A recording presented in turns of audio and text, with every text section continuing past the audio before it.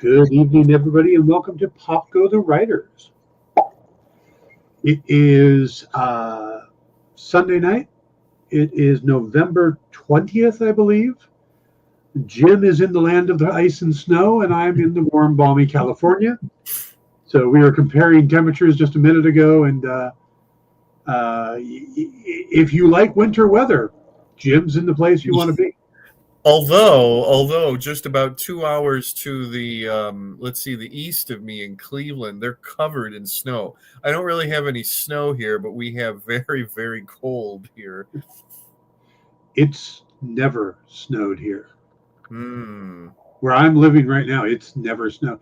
A couple of years ago, I drove to Denver just after New Year's and drove in the snow for the first time in my life. Jeez. Yep. Well, no, we're a changing seasons place. No, we're a permanent seasons. Yeah. Good for you.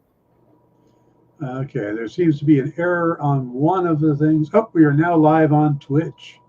So, hey, folks, sorry if you missed the pop. There you go. We're here on Pop Go the Writers. So, let's see, turn off the phone so we don't get interrupted. Okay, we're going to start by talking. We got three topics today. Jim only probably knows two of them. So we'll go through the first two, and then we'll get to the third one, which I think is going to be a lot of fun. So the first topic. Doctor Who, right? No. Oh, why? Geez, I watched hours and hours of Doctor Who since our last episode just for this. Well, we're going to do a whole episode on Doctor Who, but that's going to be because I think we're going to get stuck into Doctor Who for an entire hour. So I don't want to bring that out yet until that's the only thing we got.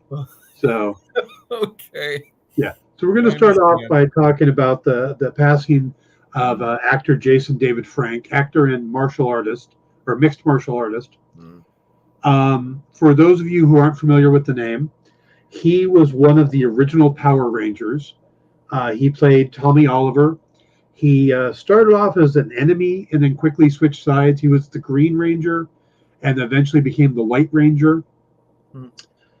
Even though he was in the first three seasons, did about 120 some odd episodes, he would then come back and reprise his role many times. He popped up in all the different iterations of the Power Rangers over the years. He also did a live, what's the term? Reality show about his life called My Morphin Life, which was, I believe, a web series. Wow. And then I want to say back 2016.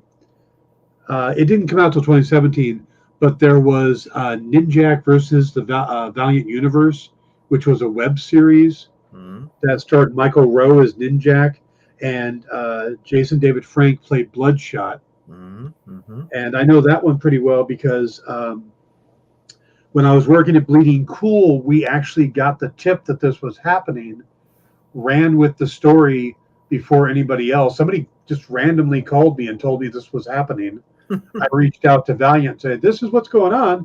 And they went, oh, no. Okay, we'd like to give you some information to help your story. And then I got invited to the set where I got to hang out with and interview both Michael Rowe and Jason David Frank. Cool.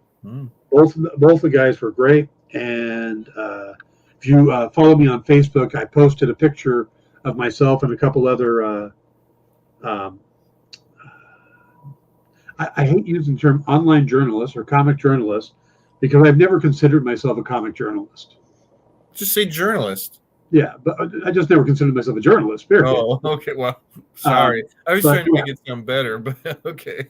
Yeah, but there's a couple of, including writer David Prepost, who was there as well. So there was quite a few. There was four of us there with Jason. I posted the photo, but word came out late last night that he had possibly passed.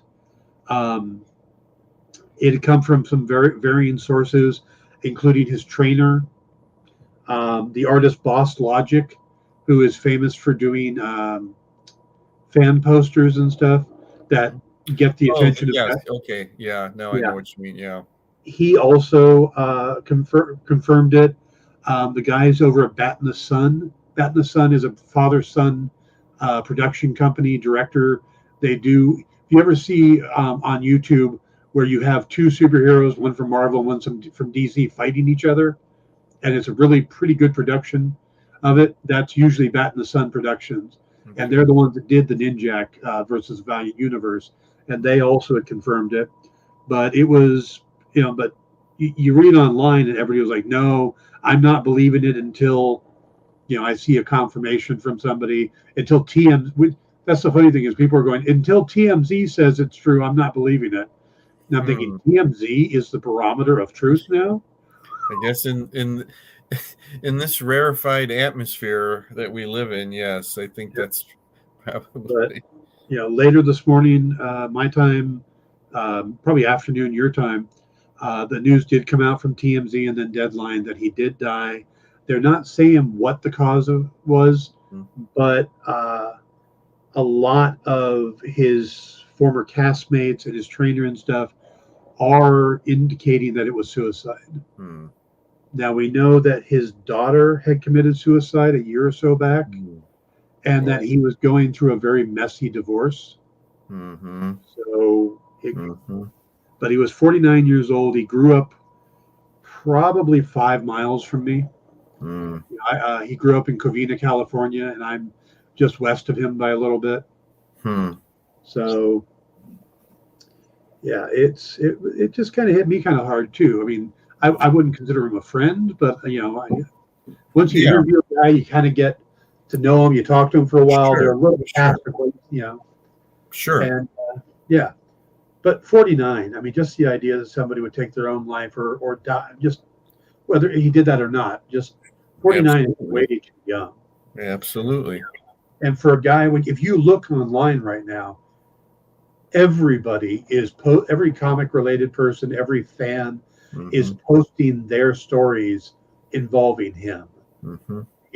People saying, "Oh, I invited him over for dinner one time, and he showed up, and we hung out the night," or just actors. James Marsters, who played Spike on Buffy, um, John Barrowman, Captain Jack from Doctor Who, and Dark Archer from Arrow. All these guys are posting stories about their time hanging out with him and stuff on conventions, Hmm. and I think just everybody is just shocked. Sure. Well, sure, especially if, there hasn't been like a long illness or, or something like that. Sure, it's, if it's sudden like this and wow, yeah, wow. Wait, when he came back to Power Rangers, you said he came back many times. I miss, he would be, I guess, older than the rest of the cast. So it was the same character. Did he act as sort of like a mentor figure at all? Usually he did, but he storyline wise, he tapped into a power force slightly different than the rest of the Rangers when he became the White Ranger. Hmm. So he was almost like this, like the ultimate Ranger. So when he came back, whatever age he was always just a little more powerful. Look, he Yeah. would come back in the nick of time and save the day type stuff. Okay. Okay. He was like Racer X in that Okay. sense. Okay. All right, that's interesting. There's a little bit of stuff like that in Ultraman too. There's Ultra King, who sort of comes out of nowhere and is really more powerful than the rest of them and saves the day, and then just sort of goes away again. Hmm. Yeah. So his storyline would come in, and yeah, he'd play a mentor, and yeah, So he when's was. the last time he would have done any Power Rangers work? Oh, good question. Let's see. Like I said, he's been doing it on and off a Age him out. long.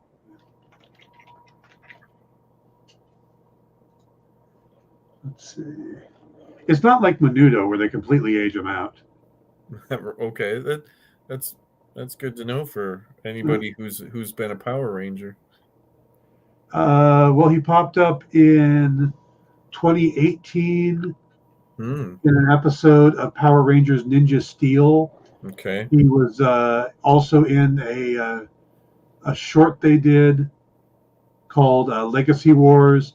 He was the voice of Lord Drakion in Power Rangers Battle for the Grid. Hmm. Well, okay, so I mean, the cool thing is that he liked being involved with Power Rangers. Yeah. You know, it's not one of these people who that's what makes them famous, and then they move on, and then they don't want to talk about it anymore. Whatever. It sounds like he had a lifelong connection with Yeah. Power Rangers. I know sort of. I know David Fielding, who was Zordon in Power Rangers. He actually wrote the foreword to my book Rising Sun reruns.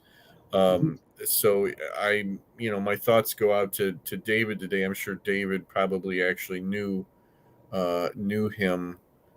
Oh yeah, no doubt. Yeah. Actually, it's funny you mentioned David. May take me too long to find this. Do you know David? I've met him. Okay. I was outside at a convention in LA, and we were waiting in line for a Mexican restaurant, and he was just standing there by himself, and none of us really recognized him, but we saw his comm badge, so we just started chatting with him, Yeah. and next thing you know, he's like, "Well, yeah, I'm a, you know, I don't know if." Yeah, it's too. Oh, okay. Yes, I can pretty much see it now. Oh, that's fun. That's fun. Yeah, but and afterward, it's like, "Oh, wow, you're Zordon." So got a picture with him and stuff like that, and we chatted with him until it was time for everybody to go in. Hmm. Hey Jamal, I see JD made a fan film of Power Rangers not long ago. Right, I think it's not been released. I met him once and have a cosplay friend that was martial artist students of his. By the way, his initials are the same as mine. I met him once, super cool guy. Yeah, Well, he. that's what Yeah, like I everybody's said, saying. yeah, I got to meet him the one time and interview him, and he did like to refer to himself in the third person though, which is kind of a pet peeve of mine. So I was like, okay, but other than that, he was a really nice guy. That's very interesting. I wonder Yeah, what. yeah. Hmm. Oh, the Bat and the Sun productions are called Superpower Beatdowns, and they've done some really good ones. They did a great one of Hawkeye versus Green Arrow. And these are live action. Live action. They take Oh, no. cosplayers and play it. And yeah, look up Bat and the Sun. They do Okay. some really good stuff. Okay. There's also a really good Wolverine versus Wonder Woman. Hmm. And DC and Marvel don't come down on them, huh? No, because they don't. I don't think they do it to make money. They're just fan films. Yeah, and there's a gray. I know it's a gray area there. It technically, they shouldn't be doing that. But if a company looks the other way, then Yeah, I think it's kind of like yeah. Making a buck off of it is definitely a line that shouldn't be crossed. well, Yeah. they don't say anything when you see. It's like when you go to a convention and you see these artists in Artist Alley with these giant backdrops of all these prints they've made, Yeah. and they're pictures of Psylocke and Deadpool and I know, and know. yes, and again, technically, that's crossing a line. You're making money off of, those characters. The companies usually don't say anything when their own artists do that because they want to maintain that relationship. Right. There used to be. Like at one point, like DC had said something like, you can only do art when you're sitting at our booth or something like that. You can only draw our character. I don't know. It was some kind of silly thing that I don't think ever held up, like that. But you know what? Just recently, the people that do they film Star Trek episodes, like of It's like Star Trek: The New Voyages or whatever the heck, and they're really good and really fun, and I always really like them. And they shut those or they did something where they limited what they could do. They really came down on them, and they again were a not for profit Right. type of thing. But what it was is that they were filming like full half hour or hour episodes. I mean, they were really going to town. Yeah. Full sets, costumes, everything, and Kirk and the Kirk, Spock, McCoy characters too. Just I know one of one. those things. I know one publisher's got kind of an interesting policy when it comes to doing prints, which is the president of the company says, "Send me an email and ask permission. I'm going to give you permission, and that's all it takes. Just let's have that documentation." Yeah, right. So it's out in the open. Yeah. Yeah. So I think that's pretty straightforward and fair. But so yeah. Condolences to his family, friends, and fans, his co-stars. Absolutely. So, all right, let's go ahead and move on to Andor, because I want to save the third thing for a surprise topic for you. Okay. So, I gotta say, this show seems to be getting better every week. Yeah, at least it maintains the high level. You don't seem to ever get like a bad episode or a lackluster episode. I kind CBS says if you have to use official prop, CBS mandate if you have to use official props and costumes. Oh, Star Trek set 15 minutes, no sequel rules now, no hire of people who worked on real Trek. Okay. Yeah, I saw, right. 15 minutes. Yeah, you have to. Yeah, it has to be really short. I saw a fan movie of Gambit, which I thought was pretty interesting because, it looked like any other fan movie. It was good production. Obviously, the people working on it are in the industry. And I thought, okay, this is just a good fan film. They're showing what they could do. And then the bad guy for the little movie came out, and it was freaking Eric Roberts. And I'm like, wait a minute, when do you get Eric Roberts to do your fan film? I guess you know him or something like that.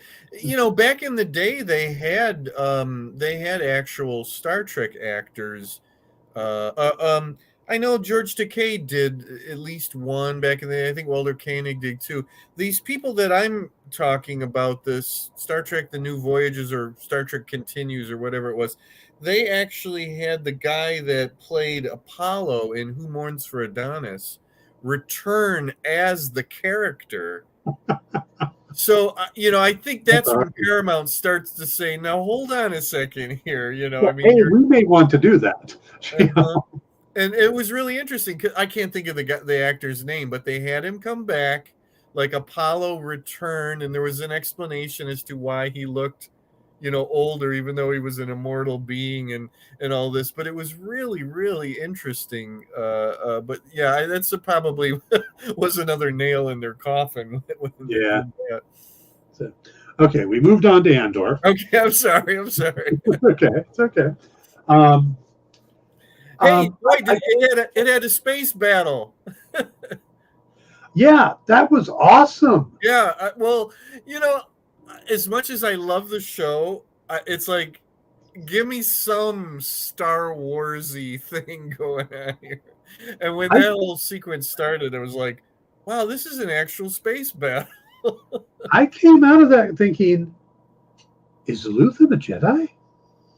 Well, he has like a double-bladed lightsaber thing sticking out of the sides of his ship. But you know what? Beyond that, it's also a big oh no. Like, he has to ditch that ship now. Yeah.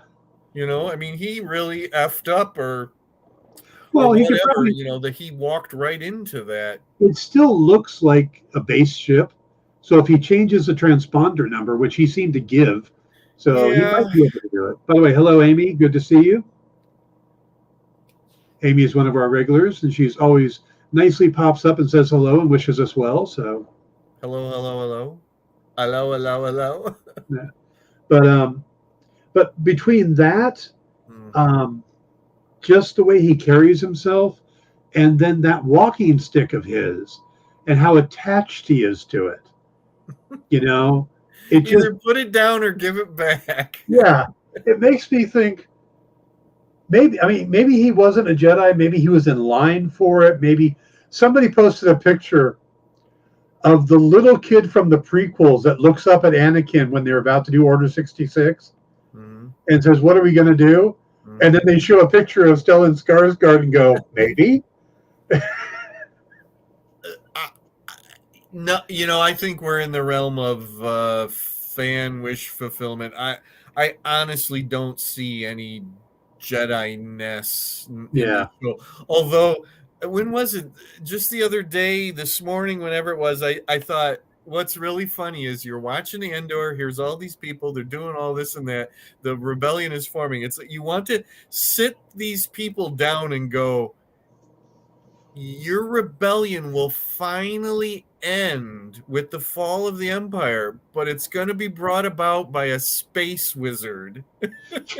No matter what you guys do here, it don't really matter. It's all going to come down to a space wizard with a laser sword and his dad.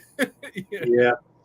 Well, that's one of the nice things about this series is it hasn't dived into Jedis and the Force, Yeah. and it's been devoid of that. So I'm part of me hopes it doesn't, but then I look at just the scenes we watched, and it's like he's kind of a badass.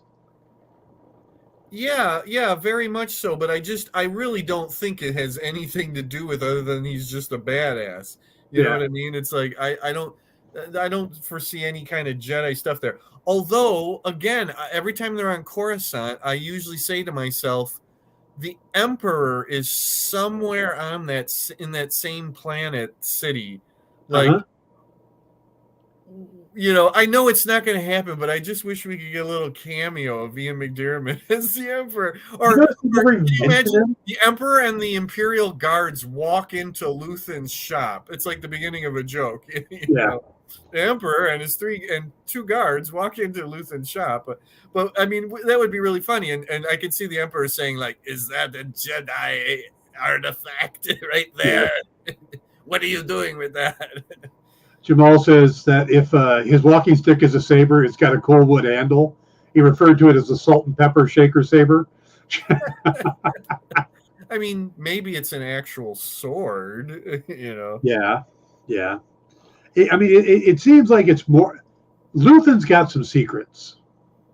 Oh, I think we can agree on that. I think the guy is completely made up of secrets. Yeah, he'd fall all apart if he didn't have secrets. And it wouldn't surprise me if it turns out that he's an ex-soldier, that he's somehow connected. Mm-hmm. Because he's old enough. I mean, it's supposed to be what? Oh, God, I knew. It's only like 15, 20 years. 15. It's something like that. Yeah. You're suggesting he was a soldier for who? Don't know. That's the thing. Okay. Yeah, I mean, maybe he was a separatist. He could be a separatist. He could be a spy for somebody. Yeah. There's just something about him. I mean, he's obviously not a clone trooper. Or maybe he got surgery. We're back into the realm of I know. It's just wish fulfillment here. Yeah. It's the penultimate episode. We got one episode left. I have not done this in the entire show, other than making the bad joke about him Kino Loy becoming the Snoke. So you got to give me a little bit of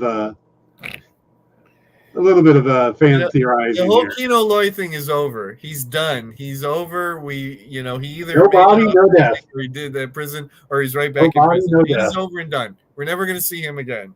No body, no death. Right. Oh, okay. Yep.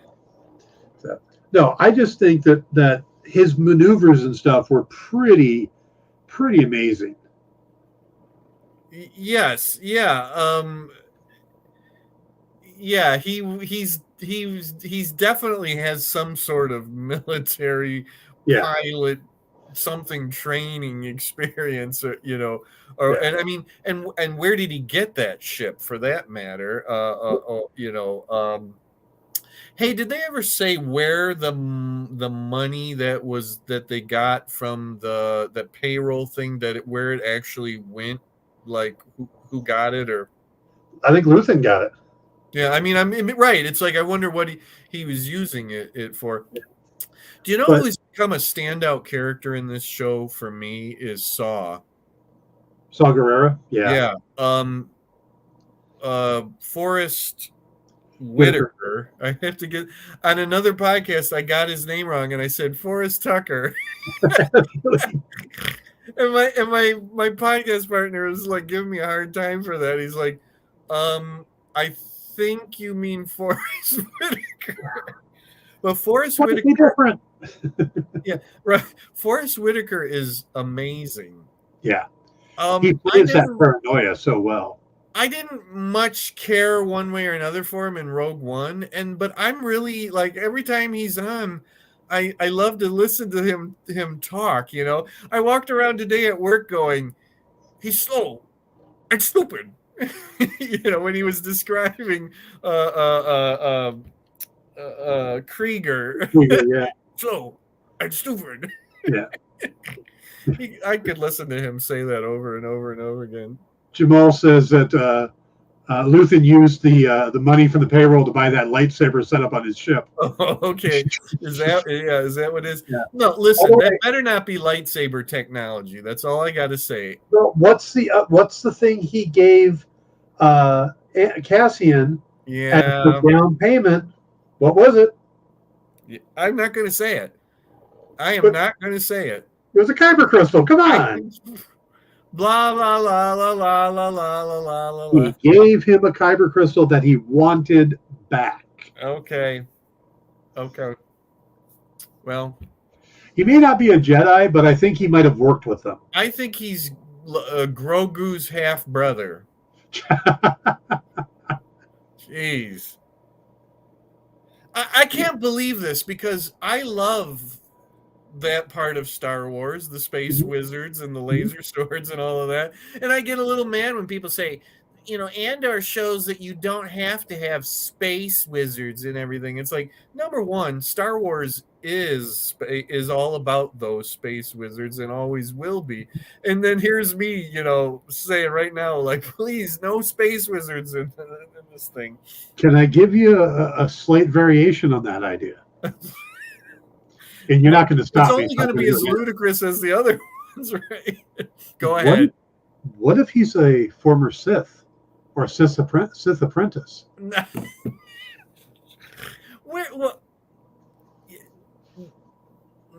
No. He was being pulled down the dark side, turned around, but he's still got those. I mean, look how what easily if he's related to the Fets? I don't know. What if he's a Hutt and had surgery? His ship had 2 giant red lightsabers. Come on. Okay, well, that's probably going to be the cliffhanger for the next episode. He uses Anakin's spin maneuver to get rid of the TIE fighter. Yeah, yes. That is exactly. I don't think that's where they're going to go. I think they're completely staying away from that. He's Shmi Skywalker's ex-husband.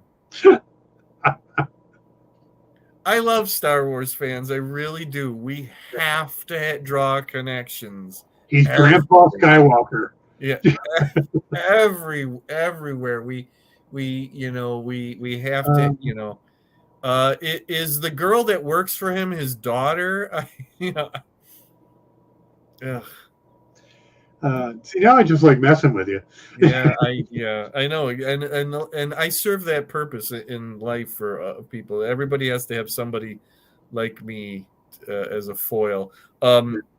So do you see the last episode? What? Jay says he's Porkins.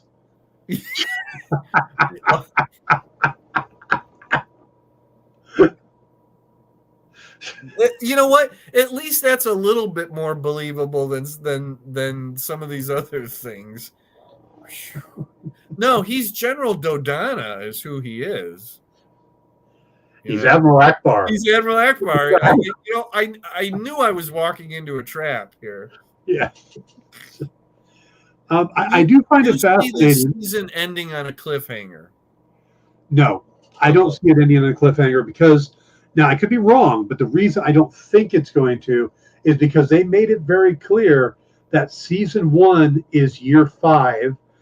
Then season 2 is going to be year 4, then years 3, 2, and 1, leading right into Rogue One. So I think, there may be unanswered questions, but I don't think it'll be where we pick up. There's going to be a time jump, I think, of some kind. I would definitely think so. Is Cassian going to go to his mother's funeral, which would be the stupidest move he could do, but I would understand that he'd want to go to it. Of course he is. Ugh. They're putting all the players there. How? Some of them, but yeah, actually, right. Cyril's going there. I don't think Dedra's going to go there. She might. I think she has enough people on the ground to cover. I think that. Cyril's going there. Dedra's going there. Luthen's going there, and I think Cassian is definitely going there. Okay. Why you think Luthen's going there to get in touch with Cassian? I think he still wants Cassian part of the rebellion. I think so too. So you think that he's going to go there because he knows that Cassian's going to be there? He said so. Yeah. In that coded conversation before the Imperial ship showed up, he talked about getting the artifact. He was referring to Cassian. It was all coded language. Okay. Right. He's talking about us getting it, and it could be a game changer. He really thinks Cassian's the difference. Then I say Luthen is going to be captured. Maybe that's how this season ends. He's going to be captured or killed. I can see it. I don't want to see it. I want more Stellan Skarsgård in season 2. And I totally get that. If I would think that he's got to be in big demand these days. Especially, one of the Easter egg videos I watched was making fun of they were saying like how fantastic he is in this and just wonderful, and they're like, and they showed a quick clip from the second Thor movie, whatever Thor movie where he's running around in the nude at Stonehenge, and they're like, Marvel just totally wasted this guy. He was totally wasted at Marvel, and they're kind of making fun of what he did there as opposed to what he's doing in Star Wars. There's got to be yet another catalyst to drive Cassian even more toward the rebellion. I've seen speculation that the Empire blows up the funeral or something like that, and then that pushes him. But I don't think he has necessarily a connection enough with Luthen that if Luthen was killed or captured, that would. Right, but if Luthen comes back for him and saves him, because that's what Mavra did, saved him and got him off the planet. Yeah. I'm hoping that Cassian does not get captured again. I mean, he just escaped from prison. Yeah. I don't want to see a series of he's captured, he escapes, he's captured, he escapes. What would really do it is if he saw Bix again, but Bix is wherever Coruscant or where or no, wait a minute, no, Bix is on Ferrix. Okay, well then that could be it. He sees what they've done to Bix, and that's good with him. Yeah, they might have to rescue Bix. That might be what goes on. Yeah. And Bix's death might be. I see that coming too. I brought this up once before. Cinta is working in the bar Ferrex, and it's the bar where the undercover Imperial, who's watching Andor's mother's house, she's working in the same place that guy hangs out. But is Cinta the lost sister? I'm still thinking she is, because they brought that up and then dropped it. Yeah, And yeah, they it's really have. it's Chekhov's missing sibling. Mm-hmm. You got to get back to it. Mm-hmm. Mm-hmm. I'm I'm just glad all of his money was still on top of that shower. Yeah, I have a feeling that Dedra's going to be there, and I have a feeling that it's going to get to a situation where she's about to die, and Cyril may actually save her. Huh. And ingratiates himself to her. Because again, there is no reason for Cyril to be in this story anymore. I still think Cyril goes to the rebellion. I really, really feel that he goes to the rebellion. He gets so put off by the structure of the empire and his old life and all of that, and that he goes over to the rebellion, because all he has left is to go back to his horrible mother. Yeah, but the structure of his life and all that seems to be what he likes. I know, but I'm wondering if there's something where he says that he can adapt all of that to the rebellion and help give it some structure. I don't know. I really feel like that's where that character's heading, because otherwise, yeah, it's like what you say. It's like, why is he in this? And just to go back or become a high-ranking Imperial officer or what, I don't know, or whatever, just doesn't make much sense to me and is kind of boring. I like the idea of that he goes to the one place that no one would ever expect him, to end up in, and that would be with the rebels. Like I said, they could go a completely different direction and just have him die as a side thing, like nobody even knows he's there. He gets killed in a crossfire, and then we're still in the territory of what's the point. No offense, I guess we'll see. Yeah, one more episode. There's a lot of unanswered questions, but with the fact that they know there's a season 2, I don't know. I think they're going to keep a lot of these players in place for the next season. I don't think they're probably going to kill some. I think we're probably done with Ferrex after this episode. Somebody's got to die. Yeah. It's probably Bix, yeah, it wouldn't surprise me if Dedra, and this is cold, but if she kills Bix and then holds the gun onto his other buddy and says, okay, one of your friends is dead. Do you want to lose another or come out? Yeah. I can see that. I think we're pretty much done with, is his name Melshi? You think we're not going to see Melshi again until Rogue One? I wouldn't be surprised. We're definitely not going to see him next episode. And if we see him at all in season 2, I think it's going to be right towards the end. Yeah, I think he'll pop back up maybe halfway through season 2. Something like that. But yeah, I think that's definitely done for this season. And I hope to God we don't see Cyril's mother anymore. Ugh. I mean, I don't. She's not even fun to hate. I just hate that character so much. She reminds me of an older actress named Nancy. Yeah. Was it Nancy? You're talking about Rhoda's mother. Yes. Dan, that is the funniest damn thing, because my other podcast partner has been saying that all along. In fact, he refers to her as Rhoda's mother. He'll go, "Oh, and then Rhoda's mother did this." Or yeah, that's terrible. I can't think of her name, but you're right. It's Nancy something. Yeah. She was very popular back in the day. Was she also the spokeswoman for Palmolive with the whole "you're soaking in it"? No, that's Nancy Cartwright. Thank you, Jamal. No. That's definitely somebody's different.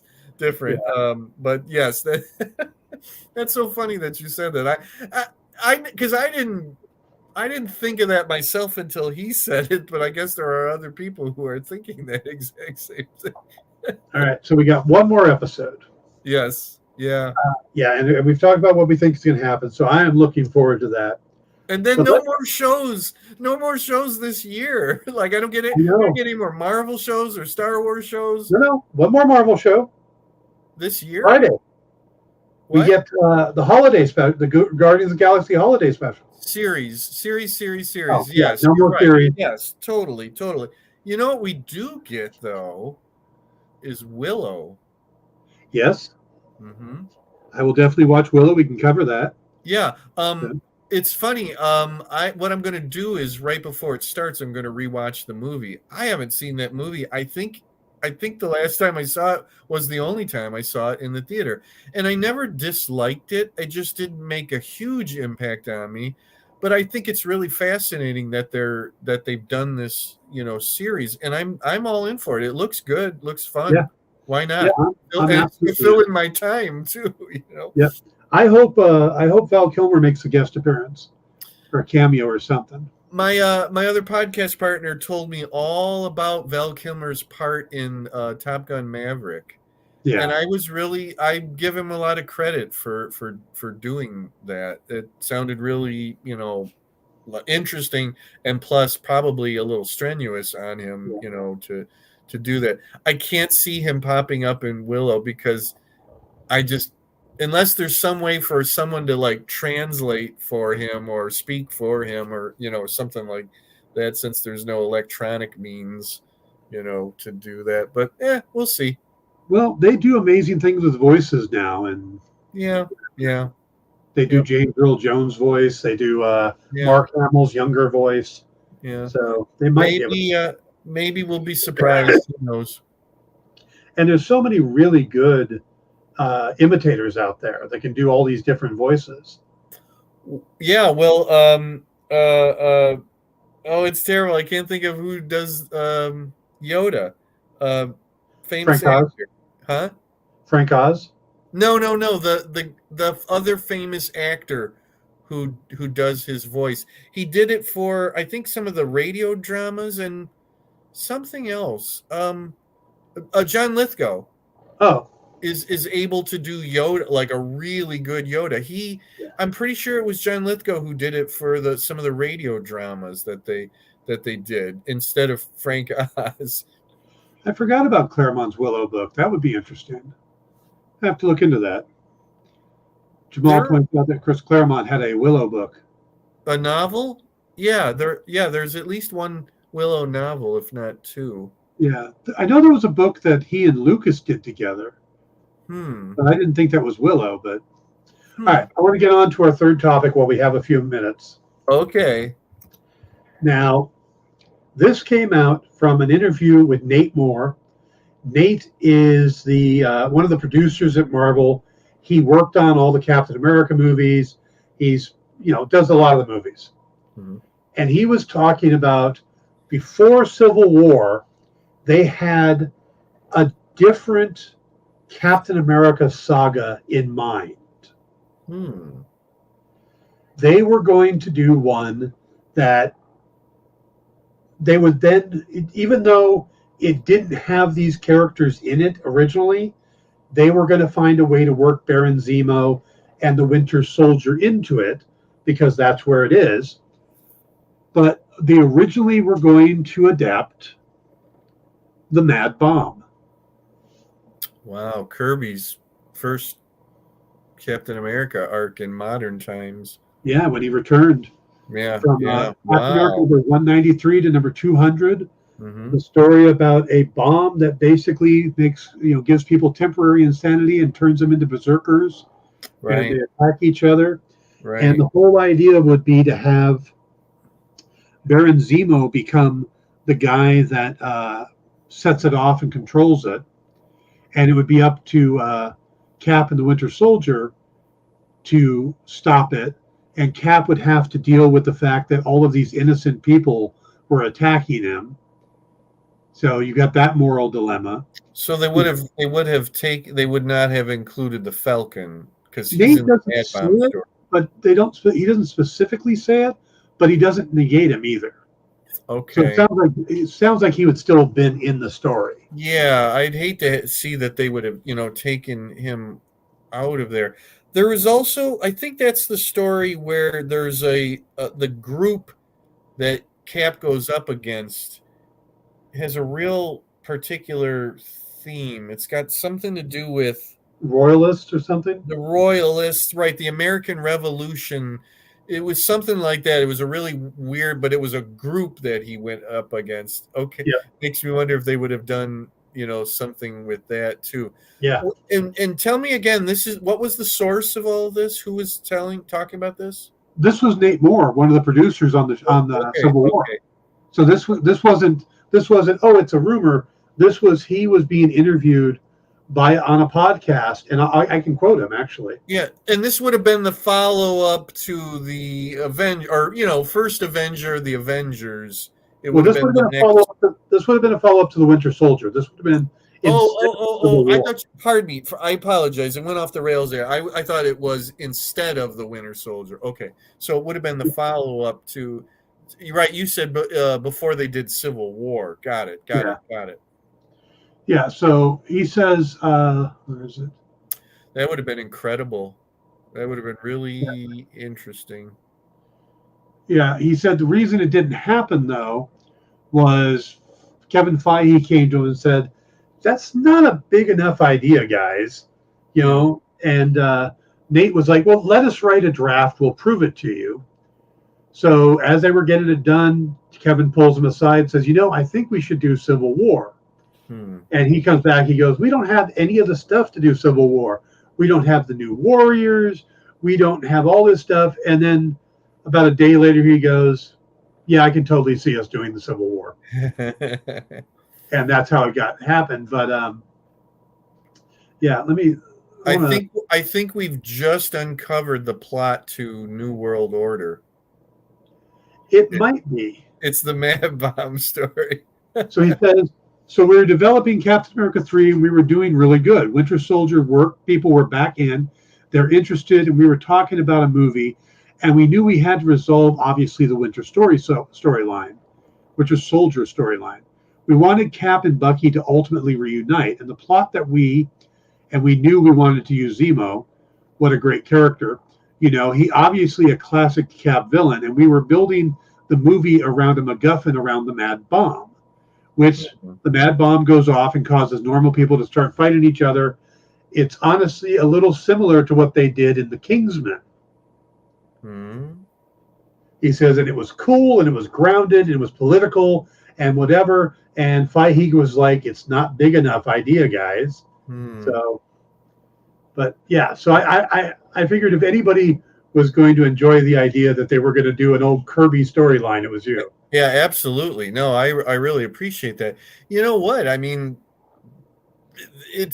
I wish they could adapt that for one of the TV series, because if it's not a big enough idea, which I would argue, for a movie, then it might be something good for the basis for, a show. Like a second. Well, obviously, we're not going to get a second season of Falcon and the Winter Soldier. We're getting a movie. We're getting Captain America: New World Order, which is fine. Yeah. But that's really fascinating. That cover, the first cover for the Madbomb story, is an iconic. It's not just an iconic Kirby cover. It's just an iconic Captain America cover. You can buy it as a rug. Yeah, I know. It's fantastic. Yeah. Buy it as a rug. But yeah, I saw that today, and I'm like, I'm going to do an episode on this. Yeah, I'm going to do an episode of my show, the Dan Wickline show. Now, is that guy still working for Marvel Studios? Yeah, he's one of the big producers there. Okay, he's not going to give something away like that, so obviously they're not going to follow, or they're not going to use that. Now, I doubt if you would just give something away, like that, before it would be said. Well, New World Order is supposed to have the return of the leader, and there was a New World Order storyline. So I don't know if they're adapting that, because I believe that was the leader trying to turn everybody into gamma mutates. Is that you know what I was gonna say? I really don't remember what New World Order was. I've read a lot of comic book stories over the years. Hey, Dan, did you see this? Very nice. But did you see this? No, not yet. Oh, okay. That's okay. That's okay. No problem. I've seen it twice now. I know you have. Okay. I'm hoping to get over there in the next week. Okay. Things have been absolutely hectic here, you know. You know what? The longer you go, I mean, we still always have that to talk about, right? Yep.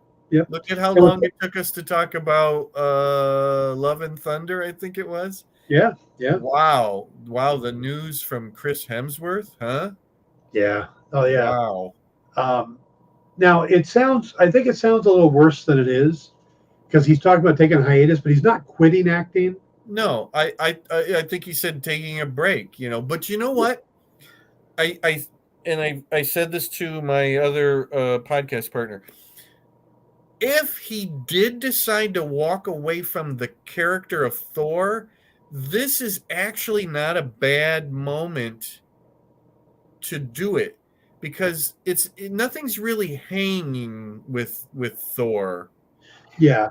You know, it sounds like he wants to do one last movie, that he wants to close the door on the character, because it doesn't, you know, with Cap and Iron Man, Cap, Iron Man, and Black Widow, they all got finales, basically, that you find out the end of their story, and you don't with Thor. Now, he's a god, so maybe you're not supposed to.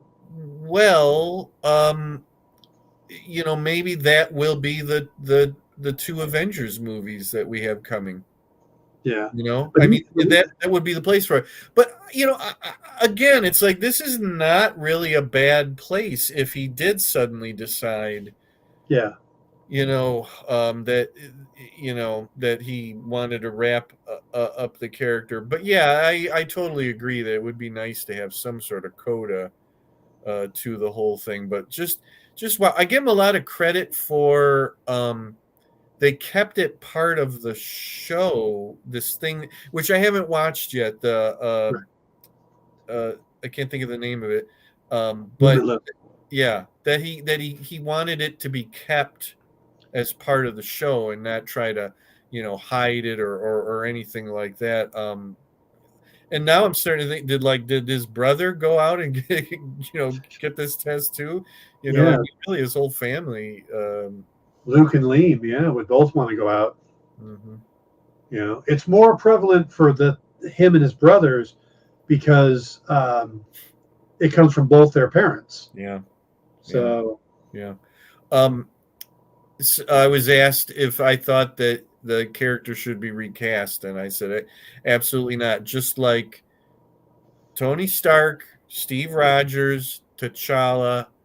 The actor is so much a part of the character as it stands now that you cannot separate. Not after 10 plus years now. Mm-hmm. And Marvel's finding interesting ways to replace characters. You know, we have Sam stepping in as Cap, and then with the post-credit scene of Black Panther, we see how they're going to handle that character going in the future. So I could see them progressing that way. Yeah. And we have Riri now as sort of the Iron Man, type of character. Yeah, see, I don't take it that way, because she doesn't take the name. No, I see what you're saying. Unless Rhodey does take the name, maybe in Armor Wars. Yeah. I could see the very end, the very last scene of Iron Wars is Rhodey going, I am Iron Man. The famous I am Iron Man. I don't think they will. I think that's one character they won't replace. I think we'll have armor-suited characters like that, but I don't think there will be another person. And then if it was going to be anybody, Rhodey did suit up as Iron Man for a while in the comics. Yes, when Tony had his Right. alcoholism Yeah, but issue. Riri never suits up as Iron Man. It's always as Ironheart. No, I know. I was just saying like a similar type of thing. I mean, she's a child prodigy, and she has, she gets the heads up display and all of that sort of thing. Yeah. Oh, just thinking of Armor Wars makes me so look forward to Stingray finally coming into the MCU. Yeah, I'm gonna be, I don't get mad like other fans and get entitled and think that I'm owed things or whatever. But if Stingray is not in that movie, then I'm going to be really pissed. Was his suit Iron Man related? I thought he made it himself. Right. But in the original Armor Wars storyline, Tony thought that Stingray had his tech, and it turned out that it didn't. But but of course we had to have a fight scene, and they had to go at it, and then he had to find out that no, he did not. But we need that exact same thing. It's as simple as that. I think they're going to save Stingray for a Namor solo movie. No, that's even farther in the future. Come on. Oh. The all aquatic episode. Directed by James Cameron. Oh God, no. Namor, damn, that's a lot of water.